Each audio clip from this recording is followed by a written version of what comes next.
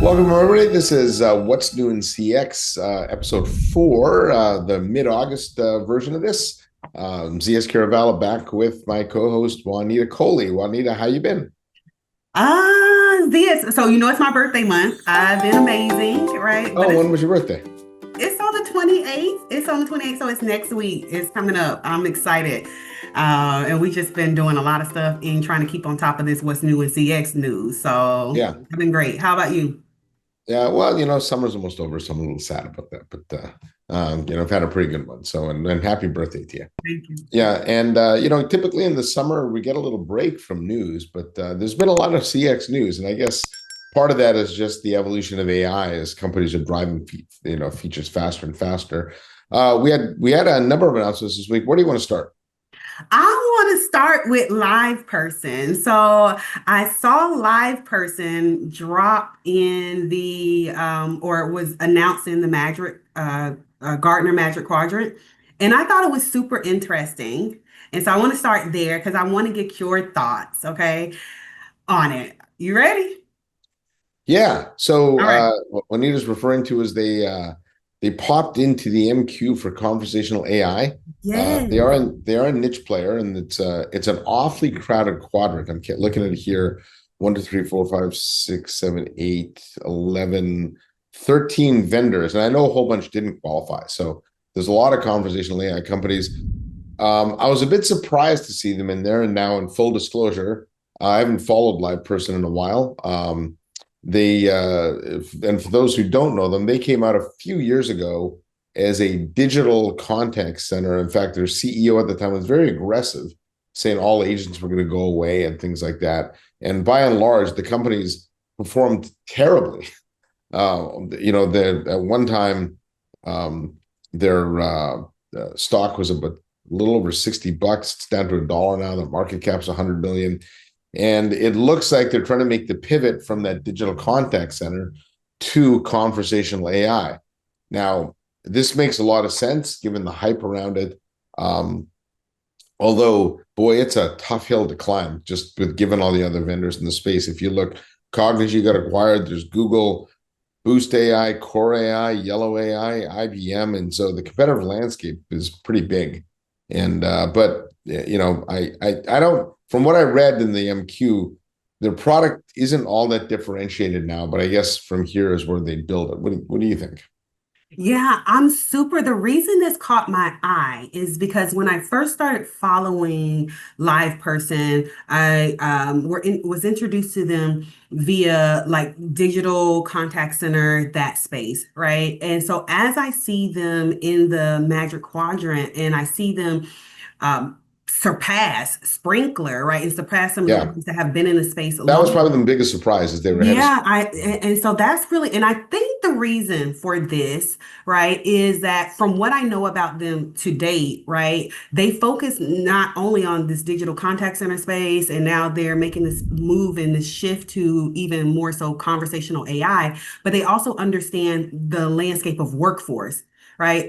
Just from what I know about, okay, oh, these different channels, and then how do we manage the workforce? How do we make sure that this fits in the workforce landscape? So it's not just while they're kind of looked at as this niche player from Gartner, they are actually kind of looking at this from this is where we're going from an AI perspective. So I think this is why this makes sense for them to kind of shift over to this conversational thing. But how they roll this out is very much so thinking about the workforce from a human perspective, from an AI perspective, and so it's very very interesting to me. I'm definitely going to be keeping my eyes on this one for sure.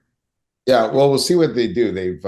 The quality of execution from LivePerson has been um, uh, a generous, I'll say fair, but more along the poor side. If you just look at how badly they perform financially and miss their numbers and things like that. But I do think the conversational AI bit does give them a new lease on life. Although again, it is a very crowded space. Now that nice about Cognigy, I imagine other companies might be in the hunt for to acquire. Their market cap's only 100 million. So, this might be the thing that helps them get acquired or something, which I think is what they wanted to do before, right?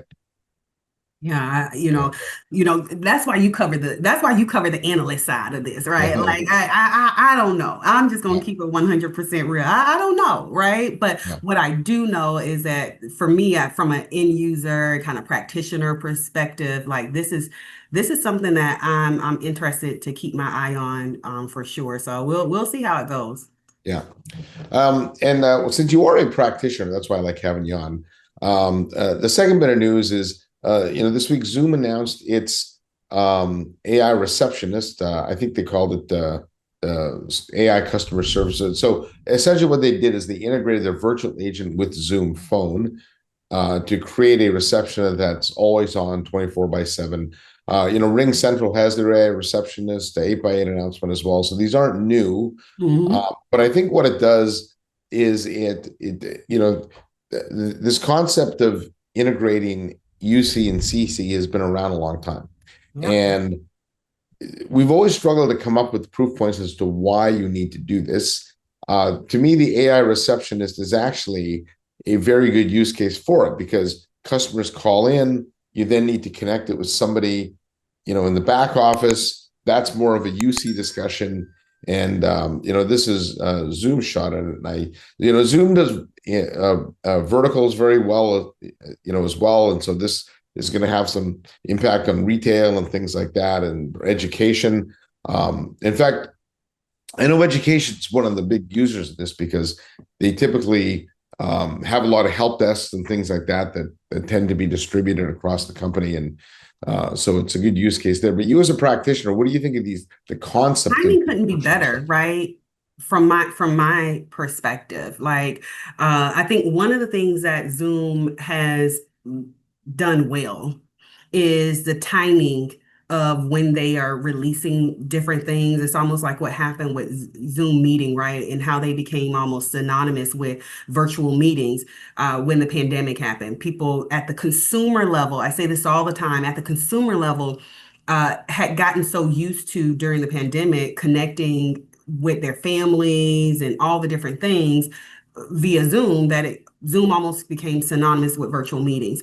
Well, right now, if you're on social anywhere, depending on what this thing has been just following me around, these ads around, hey, having an AI receptionist in like startups and small businesses and all the different things. It's been following me around on all my social platforms, and I hear all the entrepreneurs talking about it and like having AI and using AI. And so what I'm saying there is Zoom's timing with where they're releasing the AI receptionist in the 24 by 7 is right on par with how the market and how individuals are talking about AI. And I think that's what is going to make the difference between all the other vendors that again has been doing this, right? It's not like they're doing something new. It's timing. And so I think that that's going to be really interesting for Zoom. Yeah, I also think that this is targeted largely at smaller businesses. And I know, and I've talked to a number of them where during the pandemic, they had the receptionist quit. And because there was nobody who was going to the office, right? And even now, you're not bringing people back full time. And so you think of like small law firms and things like that. They don't want to hire Mhm. another receptionist to come in 2 days a week. And so having a virtual one actually makes a lot of sense for this use case. And frankly, it's one of those use cases, Juanita, where people are concerned about, talking to robots and AIs and things like that. But if you call in and you get a virtual receptionist and it tells you that, we're open, but they're not, it's really not that big a deal, right? These aren't mission critical use cases. Mhm, mhm. And so to me, it's a good use case for it. So Yeah. yeah. Consumers are becoming very much so, much more like demanding around always on, always available. I want to be served when I want to be, served. And I think that's at least MVP, right? As a minimal viable product, I think that's what that AI receptionist kind of solves for in the market. Yeah. All right.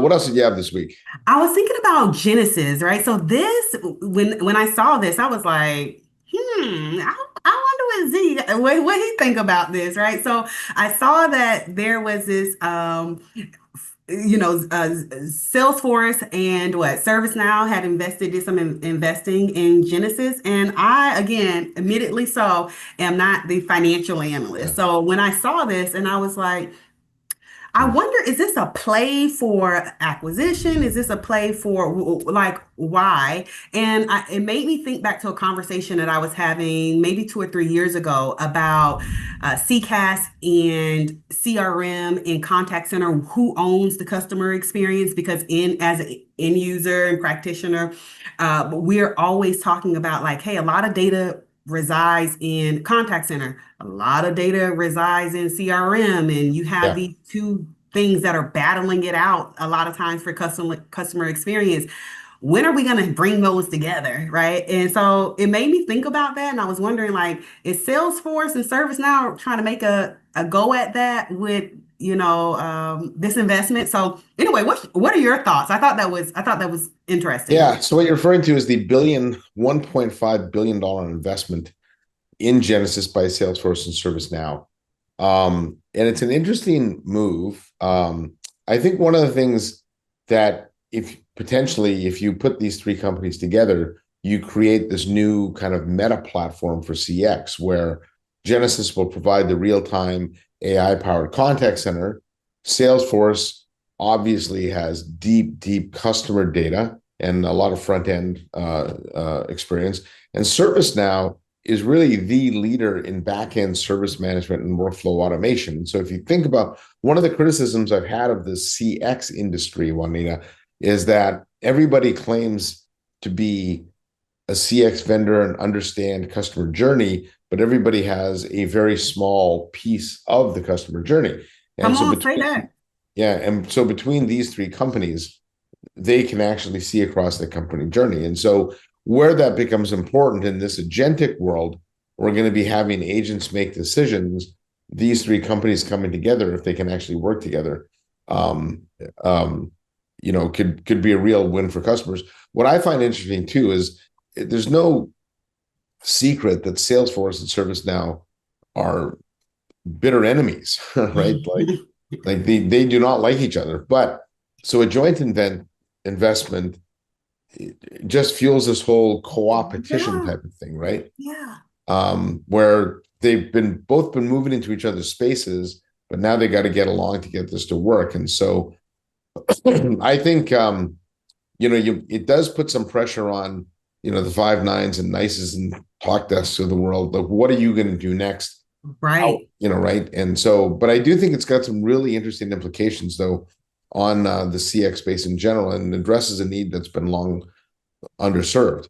I know It when I made talk, me think about, Z, you know what it made me think about? So I'm a reader, love reading. And so in John Maxwell's book about the laws of leadership, he was talking about back in the day how Jobs with Apple had to go over to Microsoft and like they had to work that thing out yeah, and like really hash out some conversations and details because they had this whole thing happening.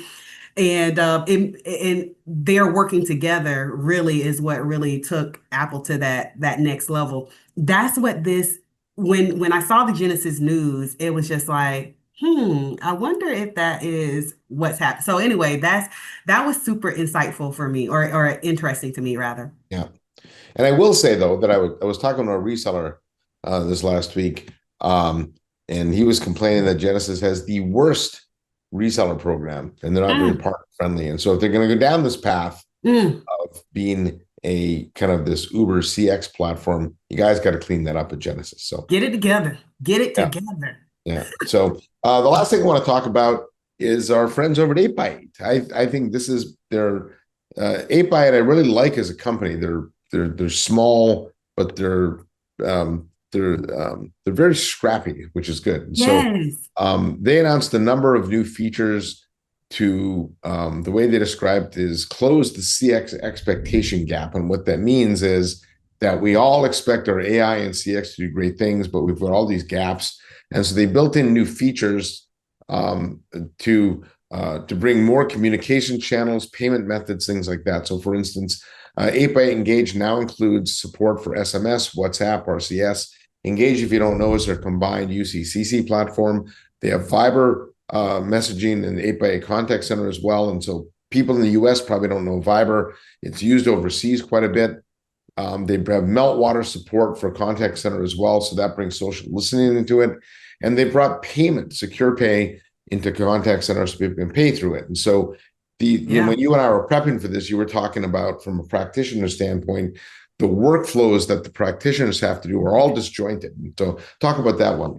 Yeah, like when we were talking about it, the first and even now as I listen to you talk about it, like all the different things, the thing that just kind of keeps resonating to the top for me is like make workflow, and I think that's like, oh, everybody, y'all can have that, right? Just call me. All right. I don't know if that's somebody's or not, but that's the thing that kind of resonates to the top because as a practitioner and user consulting in this space, it is very fragmented so many times, right? Like, okay, we got to have these payments, we got to have this, we got to have all these different things, which just creates just such a sluggish process from an employee experience, right? Is very disjointed. And then as a byproduct of that, the customer experience. So having these different feature sets, right, that are unified, if you will, right, allows that work to flow just that much better, right? Which as a byproduct and end result, we get a better customer experience. Yeah. In fact, the last time I talked to the CEO, Sam Wilson, he was emphatic about trying to change the narrative that the tech industry has, where historically he said vendors focused on vendor simplicity, customer complexity. And what he was referring to was that vendors would roll out features, throw it over the wall, and the customer had to figure out how to integrate it.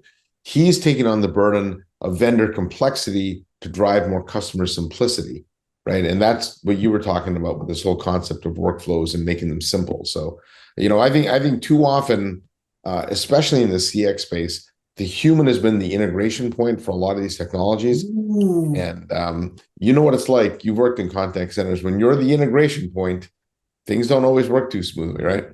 Ooh, Z, I like that. That is good because it's true. It's good because it's true, right? Like humans have been like the integrator, right, if you will. But when you have humans integrating things, right, in that integration point, then many times you have a bottleneck or you have a break point. Versus if you can, systemize that integration, then you can make sure it happens consistently the same way every time, all the time. And so I like that. I like that. All right. All right. So what's new in CX? This week we had LivePerson shows up again, but this time it's a conversation AI company, Zoom's virtual receptionist, the massive investment by Salesforce and ServiceNow in Genesys. In fact, I'm going to call that our news of the week. And then we'll round it out with 8x8 going the next step and trying to take on more complexity so the customers don't have to. Anything else you want to add, Juanita? No, there's nothing else I want to add. I think you summarized that good because I'll go on and on. That's all. That's all I got, Z. Well, that's what I like about you. So, all right. So on behalf of Juanita Coley from Solid Rock Consulting, I'm Zeus Kerravala from ZK Research, saying thanks for watching. We'll be back soon with another episode of What's New in CX. And in the meantime, though, give us a like and hit that subscribe.